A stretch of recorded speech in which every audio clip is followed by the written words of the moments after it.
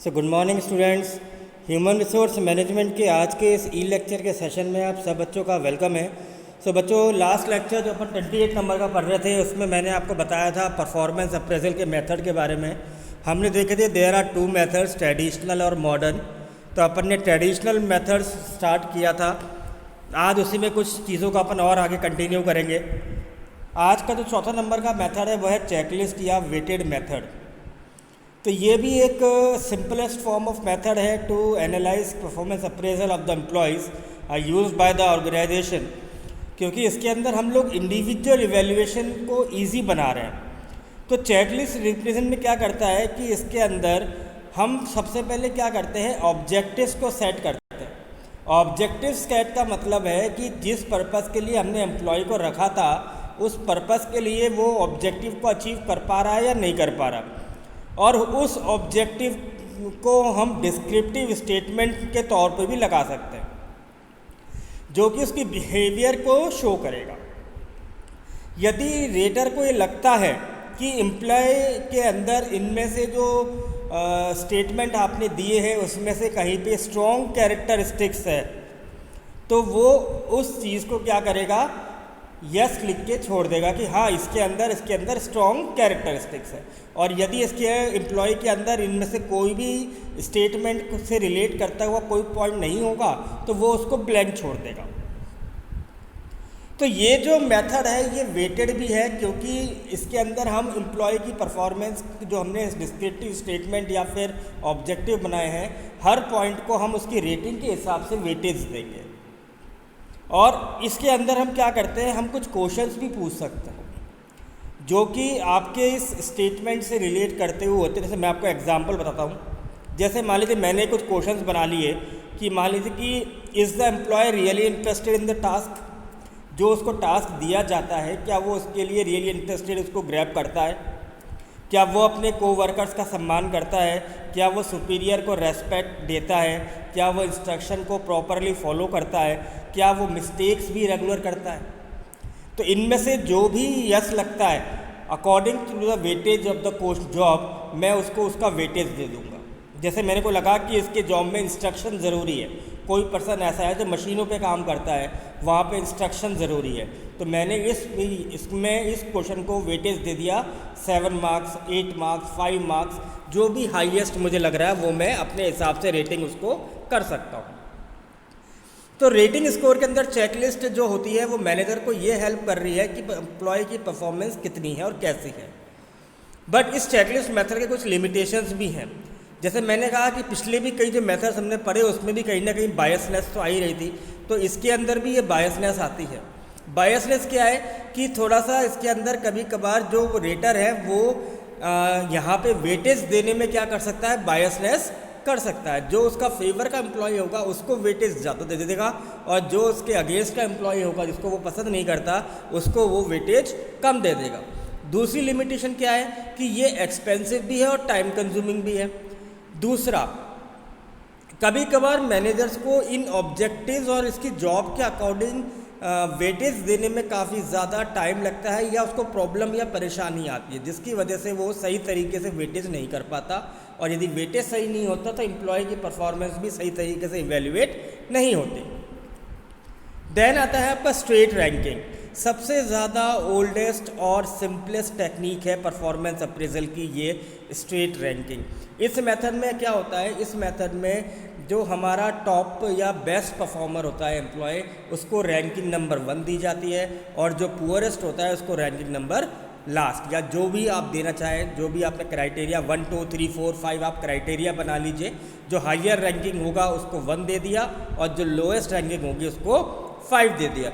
तो ये इस एम्प्लॉय की ओवरऑल परफॉर्मेंस को ध्यान में रखते हुए वो क्या कर सकता है, एम्प्लॉय की परफॉर्मेंस को रेटिंग दे सकता है और उसको इवैल्यूएट कर सकता है।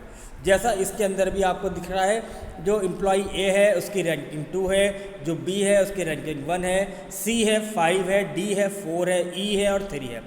बट जैसे हमने पहले भी डिस्कस किया, इस मेथड में भी बायसनेस हो सकती है। बायसनेस कैसे कि जो मैनेजर या रेटर होता है वो अपने फेवर वाले एम्प्लॉय को रेटिंग ज़्यादा दे सकता है, तो यहाँ पे भी एक बायसनेस आ जाती है। देन आता है आपका पेयर कंपैरिजन। ये आपको ये थोड़ा सा बेटर टेक्निक माना जाता है comparison to straight ranking method, क्योंकि इस मेथड के अंदर हम कंपेयर कर रहे हैं ईच एम्प्लॉय को एक दूसरे के साथ, उसकी different different characteristics, different different task, different different role, उसके बिहेवियर के बेसिस पे। तो यहाँ जो कंपैरिजन होगा वो ओवरऑल एम्प्लॉयज़ का आपस में ही होगा। जैसे आपको इस टेबल में दिखाई दे रहा है, मैंने दो तरीके के एम्प्लॉयज़ ले रखे हैं, A B C D E, A B C D E. तो ए जो है वो ए से बेटर नहीं है, बी से बेटर नहीं है, सी से बेटर नहीं है, बट डी और ई से बेटर है। तो मैंने इसको क्या रैंकिंग दे दी? 3। क्यों? क्योंकि ये दो लोगों से बेटर है। अब देखिए बी पॉइंट, बी में देखिए कि बी वाला ए से बेटर है पर बी से बेटर नहीं है, सी से बेटर नहीं है, पर डी और ई से बेटर है। तो मैंने उसको, क्योंकि 3 में ये बेटर है, इसलिए मैंने उसको रैंकिंग नंबर 2 कर दी। फिर आप सी एम्प्लॉय को देखिए, सी वाला जो है ए से बेटर है, बी से बेटर है, बट सी से बेटर नहीं है, पर डी और ई से बेटर है। तो यानी कि ये 4 एम्प्लॉय में से बेटर है, यानी जो सी पर्सन है वो 4 अदर एम्प्लॉयज़ से बेटर है, इसलिए मैंने उसको रैंकिंग अभी 1 दे रखी है। अब देखिए मैंने इसमें डी देखा, डी जो है ना तो ए से बेटर है, ना बी से बेटर है, ना सी से बेटर है, ना डी से बेटर है, ना ई से बेटर है, यानी इसकी परफॉर्मेंस जो है वो वेरी पुअर है। तो अब मैं चाहूँ तो उसको रेटिंग नंबर 5 जो नहीं, लोएस्ट पुअर रेटिंग उसको मैं अलॉट कर सकता हूँ। और ई वाला जो है वो किसी से बेटर नहीं है, बट ई से तो बेटर है, तो इसलिए मैंने इसको 4 रेटिंग दे दी। तो इस तरीके से हम लोग क्या करते हैं, हम सभी एम्प्लॉयज़ को आपस में कंपैरिजन करते हैं और ये देखते हैं कि कौन किससे बेटर है। अब इसके अंदर क्या है, इसके अंदर कुछ चीज़ों का ख्याल रखना पड़ता है। जैसे जिन एम्प्लॉयज़ के बीच में कंपैरिजन किया जा रहा हो वो सेम लेवल पे हों, सेम टास्क परफॉर्म करते हों। ऐसा नहीं है कि किसी एम्प्लॉय का तो टास्क बिल्कुल नहीं है पर दूसरे एम्प्लॉय के ऊपर बहुत ज़्यादा रेस्पॉन्सिबिलिटीज़ है, तो उन दोनों के बीच में कंपैरिजन नहीं हो सकता। तो इस बात का बहुत ख्याल रखना पड़ता है मैनेजर्स को जब वो कंपेयर या पेयर्ड कंपैरिजन मेथड को यूज़ कर रहे होते हैं। फिर आता है आपका ग्राफिक रेटिंग स्केल।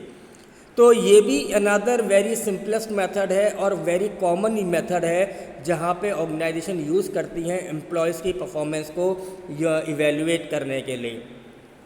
तो ये जो मेथड है ये प्रिंटेड फॉर्म में होता है, जैसा अभी हम नीचे ग्राफ इसमें देखेंगे पिक्चर में। तो ये जो मेथड होगा ये एम्प्लॉय की परफॉर्मेंस को इवेल्युएट करने के लिए हो रहा है। इस मेथड के अंदर हम डिफरेंट कैरेक्टरिस्टिक्स को यूज़ करते हैं और इन सभी कैरेक्टरिस्टिक्स को डिफरेंट रेटिंग अलॉट करते हैं। यहाँ पे जो हमें ध्यान में रखनी होती है वो क्या रखनी होती है कि क्वांटिटी और क्वालिटी ऑफ वर्क, इन दो बातों को हमें सेम रखना है। यहाँ जो रेटिंग स्केल हम यूज़ करेंगे वो क्या होगा, वो कैरेक्टरिस्टिक्स के बेसिस पे होना चाहिए और जॉब कितना इफ़ेक्टिवली उसने कंप्लीट किया इस बेसिस पर कैरेक्टरिस्टिक्स को चूज़ करना है और उसको रेटिंग देनी है। तो देखिए सबसे पहले हमने एम्प्लॉय का नेम लिख दिया, जॉब का टाइटल लिख दिया, डिपार्टमेंट लिख दिया, रेटिंग बना दिया और डेटा हमने बना लिया। डेटा का मतलब है कैरेक्टरिस्टिक्स। इस फॉर्मेट में क्या होगा, experts can be obtain about the performance standard of employees. तो वो इनसे क्या करेंगे, इंफॉर्मेशन यानी डेटास को गैदर करेंगे। मान लीजिए एम्प्लॉय को सीरियस गैप है किस चीज़ में, उसके टेक्निकल और प्रोफेशनल नॉलेज में। तो वो क्या है, वो सिर्फ कुछ ही पार्ट को जानता है। जब वो जॉब को काम करता है, परफॉर्म करता है, तो उसके टेक्निकल पार्ट को वो कम जानता है। ऐसे ही उसकी जो प्रोडक्टिविटी की जो नॉलेज है वो बहुत कम है, जिसकी वजह से वो डिसीज़न नहीं ले पाता, या कई बार जो डिसीज़न लेता है वो अनरिलायबल होते हैं और स्टैंडर्डाइज्ड या स्टैंडर्ड या क्राइटेरिया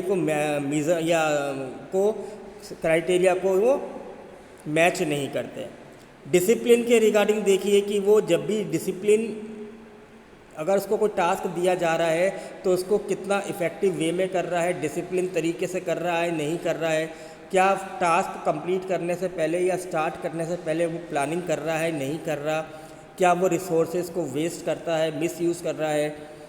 तो इन बेसिस पे मैं क्या कर रहा हूँ, मैं एम्प्लॉय के कैरेक्टरिस्टिक्स और उसके जॉब को लेते हुए क्या करूँगा, रेटिंग को अलॉट कर दूँगा। ऐसे ही मान लीजिए एक पॉइंट मैंने रखा कि जब भी उसको काम दिया जाता है तो वो काम को सेफली और सेफ्टी के साथ कंप्लीट कर रहा है, ताकि वो ऑर्गेनाइजेशन के स्टैंडर्ड्स को भी ध्यान में रख रहा है। तो ये भी मैंने कैरेक्टरिस्टिक ले लिया और जॉब का परफॉर्म ले लिया। तो इस मेथड के अंदर क्या हो रहा है, एम्प्लॉयज़ की परफॉर्मेंस आज के समय में जो है वो हमें इवेल्युएट करनी है। तो ग्राफिक रेटिंग स्किल का जो सबसे पॉजिटिव पॉइंट माना जाता है वो ये कि इस मेथड को हम इजीली समझ सकते हैं और इजीली हम एम्प्लॉयज़ के स्कोर को टैबुलेट कर सकते हैं। जब हम रेटिंग की बात कर रहे होते हैं तो ये इवेल्यूएटर्स के लिए भी काफ़ी ज़्यादा आसान पॉइंट है। क्योंकि यहाँ पे हम ग्राफ बना रहे हैं। मान लीजिए एक एम्प्लॉई है जिसने देखा कि वो सेफ्टी से काम कर रहा है, डिसिप्लिन से काम कर रहा है, प्लानिंग करके काम करता है, टास्क को कंप्लीट कर रहा है, तो हम इसकी रेटिंग को क्या करेंगे, रेटिंग देते चले जाएंगे और जिस तरीके से रेटिंग देंगे उस तरीके से उसका ग्राफ जो है वो हम डिज़ाइन करते हुए चलेंगे। तो जिसका जैसा ग्राफ होगा, जितनी इसकी रेटिंग होगी, उस प्रकार से हम उसके एम्प्लॉय को क्या करेंगे, पॉइंट्स दे देंगे और इससे यह अंदाज़ा लगा लेंगे कि एम्प्लॉय परफॉर्म कर रहा है या नहीं कर रहा। तो यही था बच्चों लेक्चर नंबर 29। आई होप कि आपको ये टॉपिक समझ में आ गया होगा। Thank you very much.